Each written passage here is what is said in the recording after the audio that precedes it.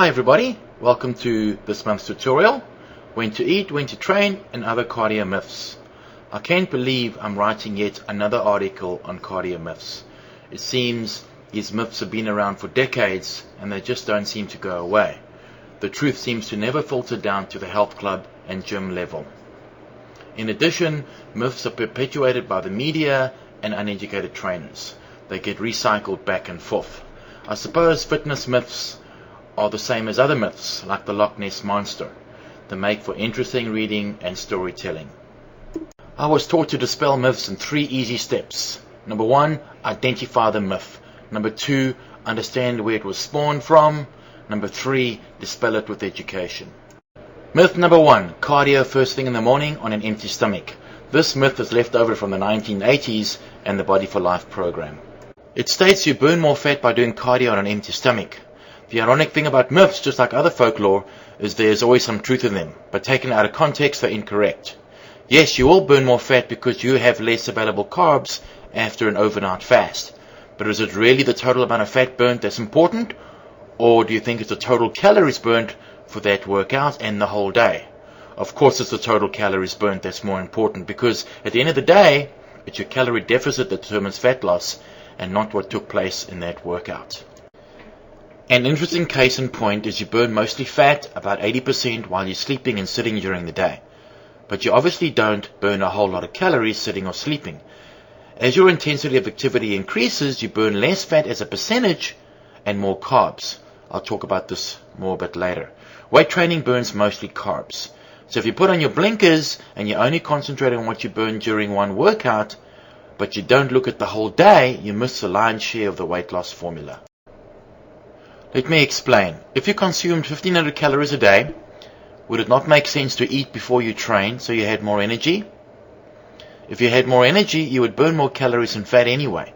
The concept of not eating before you train is like saying I'm going to put less petrol in my car before going on a long journey so I can get better petrol mileage. Why would you deprive yourself of food before you train that you would eat anyway after? Humans like to microanalyze everything and in the process lose their common sense.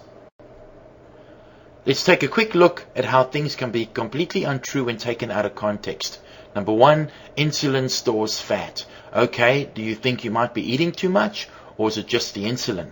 Number 2, low intensity cardio burns more fat. Okay, so a slow run burns more fat than a fast run. Number 3, eating carbs before you go to bed gets stored as fat. Okay, so if you ate nothing all day and ate a slice of bread before you went to bed, would it be stored as fat? Or do you think it has to do with what you ate during the day as well that counts? Does the position of the sun in the sky really have anything to do with weight and fat loss? See, I bet you use common sense to come to a conclusion on the above. Now for the answer. If you're doing cardio first thing in the morning and can't eat whole food, drink a shake or liquid meal. Can you imagine a marathon runner not eating before a race? Studies show that carb loading before a race increases performance by 225%. See graph on left. Now if you really can't eat anything, that's fine. Eat after your workout. But don't intentionally not eat because you think you'll burn more fat. The sad truth is that exercise adds very little to our daily caloric expenditure, maybe 10% at the most. So if you're burning 2,000 calories a day, you may burn 200 through exercise. Believe it or not, studies show that exercise alone has little effect on weight control. Diet is much more important. Conclusion to this myth. Number 1, manage your total daily calories consumed and expended. Don't worry about how much fat you burn in one workout. Number 2, have a liquid meal if you can't eat first thing in the morning. Number 3, if you train later in the day like me, have a good carb meal 2 to 3 hours before your workout so you're fully carved up for a strenuous workout. Myth number 2, when to train. Are morning workouts better? I get this question a lot. Most of us are not at liberty to choose our workout times and either stuck with an evening or morning workout. There is a circulating myth though that morning workouts boost metabolism for the rest of the day through a process called EPOC, post-exercise oxygen consumption. This is a simple myth to dispel. EPOC will occur at the same rate at any time of the day. So 30 minutes in the morning versus 30 minutes in the evening will have the same epoch at the same intensity and durations. Again, what does the position of the sun have to do with it? They did find, though, that perceived exertion, how hard you think you're training, was higher in the morning, meaning that morning workouts were not as strenuous. I find that I train a lot harder at night, which proves the perceived exertion theory. It's the intensity of the workout that determines epoch, not the position of the sun. Like I said, I work out harder in the evening, which can also be contributed to the fact that I've eaten for the whole day and have more available energy and carbs. Conclusion. Work out when you're most likely to do it. If you can't wake up early in the morning and keep skipping workouts, train in the evening. Ultimately, consistency is more important than the time of the day. Myth number 3, high versus low intensity cardio. This is another half-truth which is taken out of context. I remember the cardio equipment in the gyms having these fat burning zones. Yes, low intensity cardio burns more percentage fat, but far less overall fat. As I mentioned previously, will a slow walk burn more fat than a fast run? As the intensity of exercise increases, so does the reliance on carbs for energy. But because you're burning so much more calories, you're still burning more fat calories, albeit a less percentage. Confused? Let me explain. Look at the graph on the left. At low intensity cardio, you burn a total of 146 calories, 73 calories from fat and 73 calories from carbs at a rate of 50%. At high intensity cardio, you burn a total of 206 calories, 82 from fat and 124 from carbs at the rate of 39% versus 61% respectively. So even though you're burning less percentage fat at high intensity, you're still burning more fat and total calories.